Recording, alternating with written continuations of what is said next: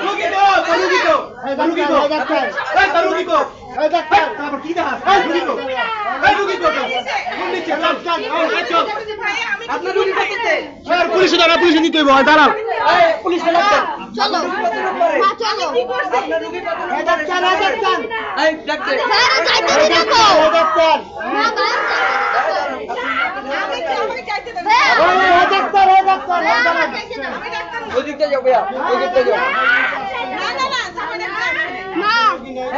এই ডাক্তার রোগী কত নাম্বার হাসপাতালে এই ডাক্তার হো